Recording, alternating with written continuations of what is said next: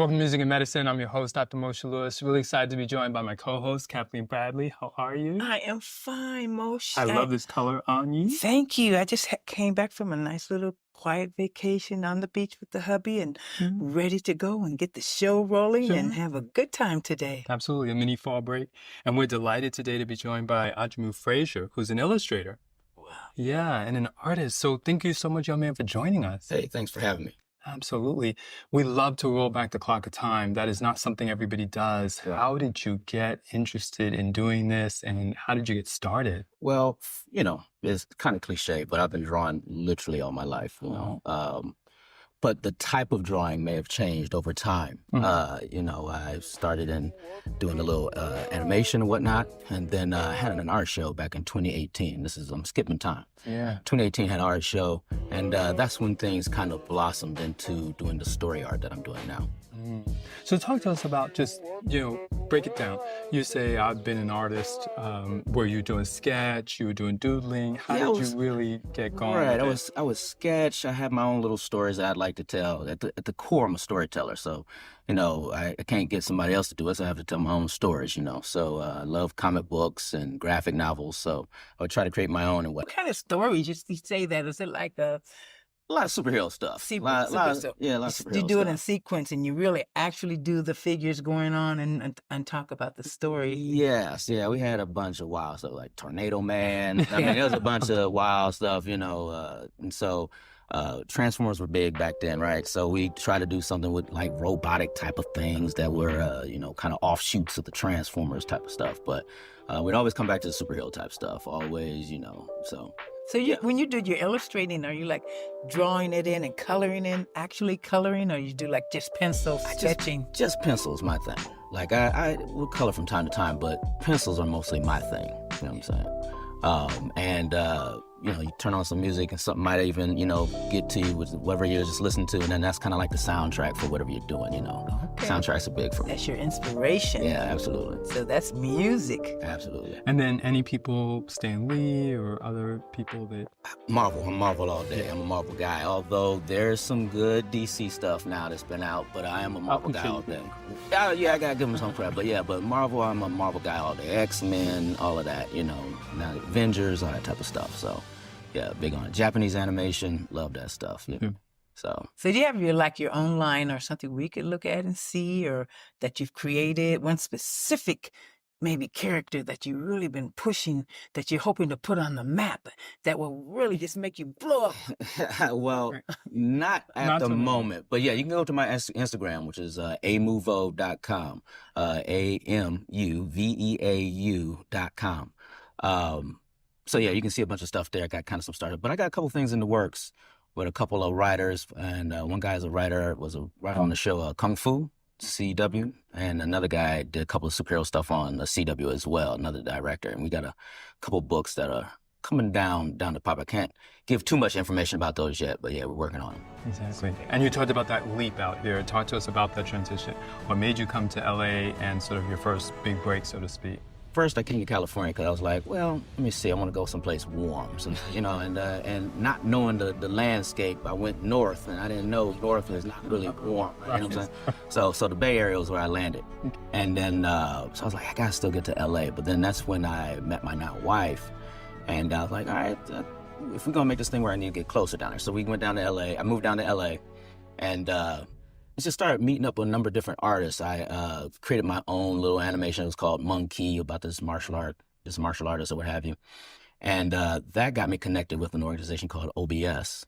And through there, I met some writers that were starting some animated shorts on their own too. One was called Sule, the Proverb Detective. It's a nice little short about a little African child that he uses different proverbs to solve problems, right?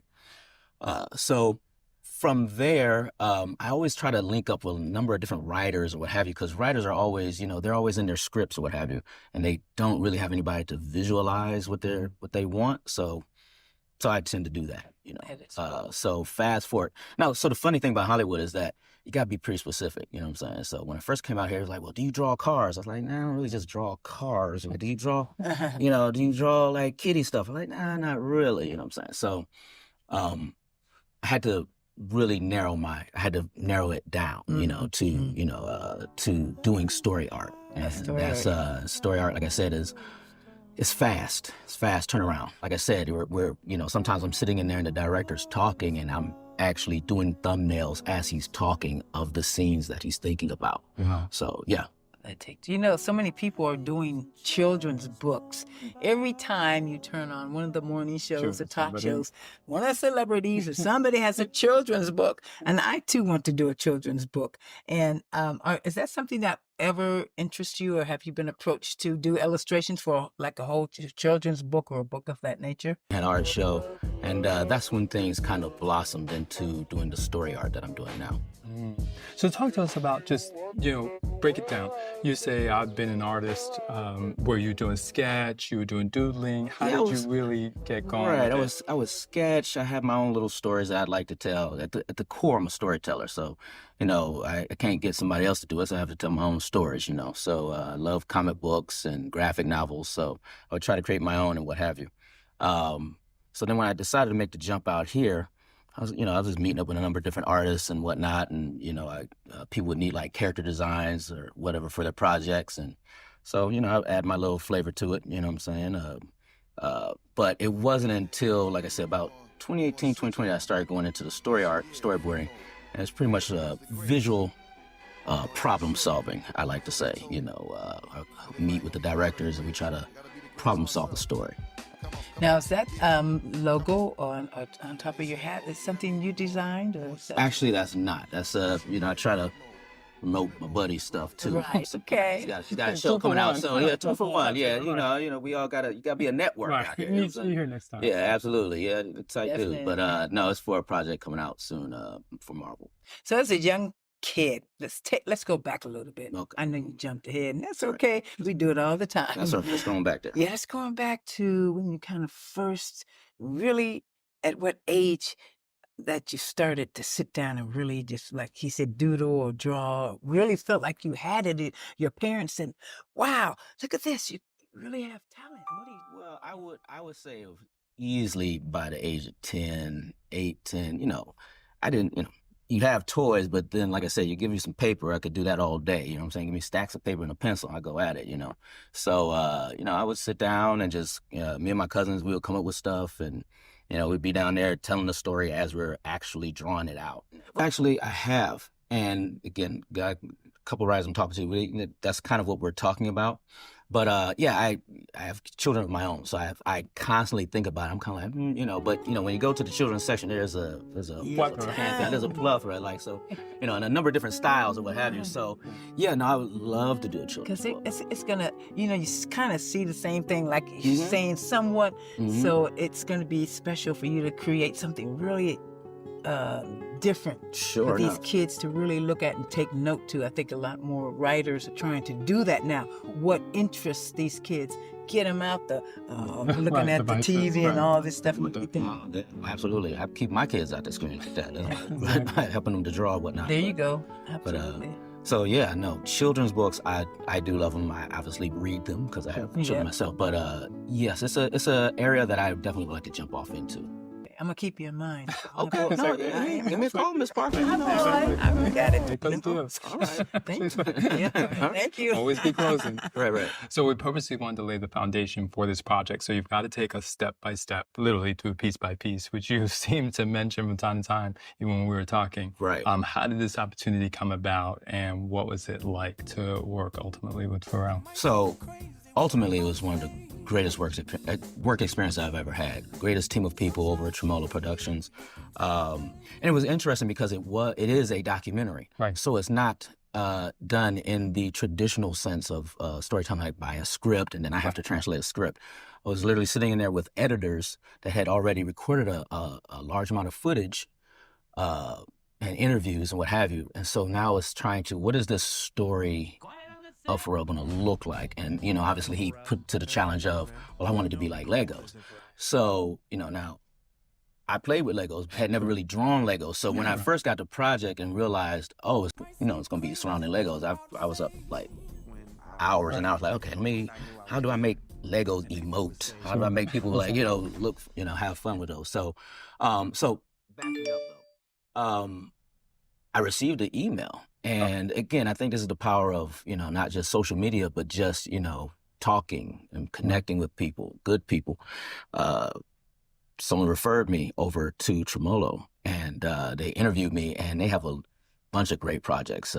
20 Feet from Greatness, some of the documentaries. They got a documentary on Mr. Rogers and everything. They've all top-notch documentaries, right? So I was excited to work with Morgan Neville, who was a director, because I just knew his work, his body of work. So when it was presented to me, it was just called PW, and I was like, I don't know what PW is. So I get the brief, and I remember opening it up, and my wife and I were sitting there, and we, looking at the videos of what they had, and it was like, oh, this is kind of big. You know what I'm saying? It was kind of, we both kind of said that. Right. And she was like, you think you up to that? I was like, babe, come on now. She's like, oh yeah, I should, yeah, sure, right, yeah. She was like, yeah, right, I shouldn't have no doubt. You're right, exactly. Right. But no, she's always super supportive. So it just rolled like that. And so then I had an interview. I was talking to them, and now mind you, it's kind of scary because it was during COVID, right? Kind of 2021, yeah, kind of COVID. So it was the very first year. It took 5 years for the film to get finished.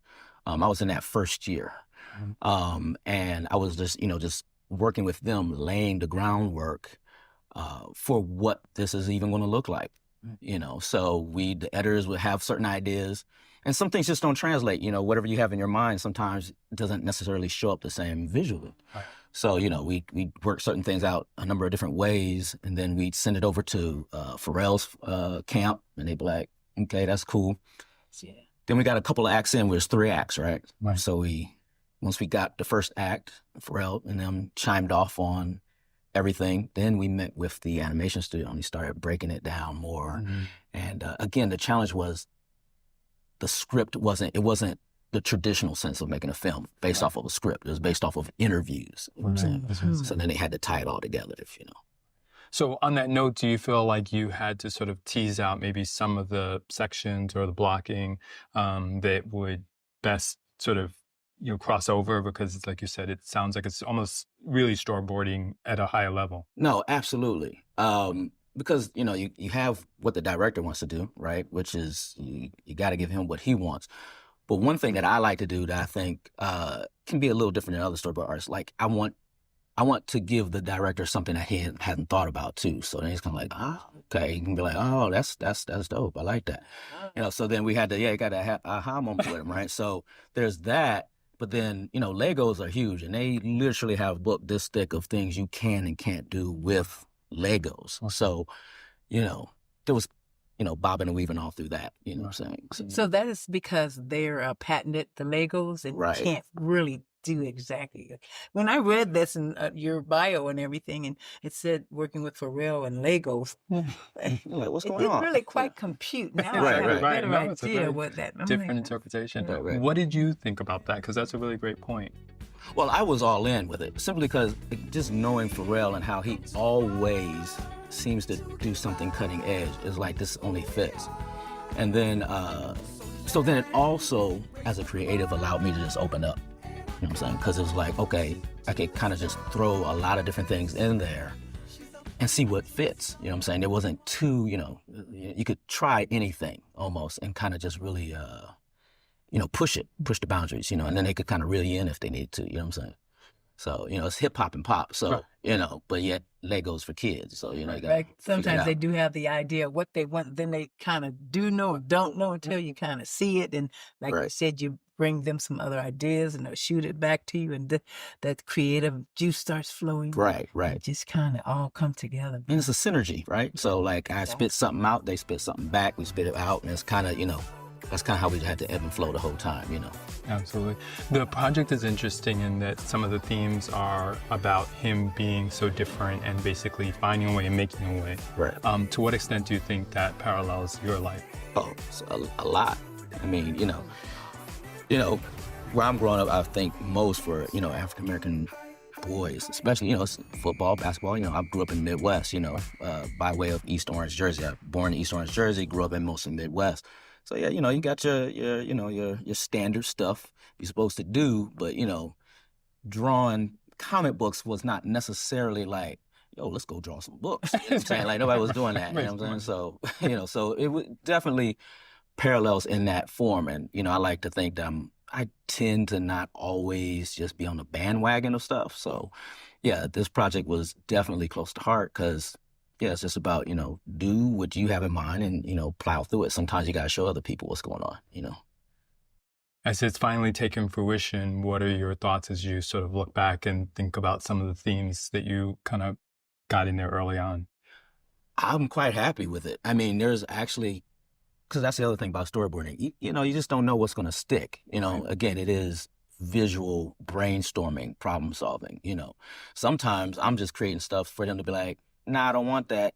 But now I do know what I want. You know what I'm saying? Mhm. So it was good that pretty much a lot of my sight gags got in there. A lot of the, What's sight gags? sight gags are just, you know, little, just visual props that might happen in there that could be, you know, just kind of funny. You know what I'm saying? Or, I don't want to give away too much because I don't know who's seen the movie or not, you know what I'm saying? But when you get in there, you know, so, and then a lot of the staging and composition of how the scenes flowed. I was quite like, okay, they kept that. You know what I'm saying? So, Cool. you know, it's fun. Looking forward. I know you mentioned it earlier, but where can we find more about you? And if other people want to send you an email, Instagram? You can what are find me your on handles? Instagram at amuvo.com. Right. And that's my same handle. Amuvo is my same Instagram handle. That's AMUVEAU. Amuvo sounds like a French word. Sure. Right. Okay. Oui. Right. That's what it's going for. So yes, that's my handles off there. That's my email, or my website, and all that. So. Absolutely. And the question we ask a lot of people, even though maybe directly you're not a musician, Pharrell obviously is. When you hear those words, music and medicine, how does that speak to you? What do you hear? I always hear a soundtrack. Like I always have a soundtrack for something. I have a soundtrack for my kids. I literally have a music list, 200 words deep, or 200 songs deep, you know, just for them, you know. I go work out. It's always got some type of music that I like to have as some type of soundtrack. It could be, sometimes it's hip hop, sometimes it's metal. Right. You know what I'm saying? So it's, it just permeates through everything, gets you motivated, get you up in the morning. I got Saturday morning music, you know what I'm saying? Gets you up in the morning type stuff. So yeah, permeates through everything. Sure. Absolutely. Such a pleasure. Love your warmth and your energy and things like that. And representing us couldn't be anything better than really kind of getting into that room and being able to tell your story our way. So appreciate it. Hey, so thanks much for having me joining here. us. Thanks for having me. Thank Absolutely. you. All right.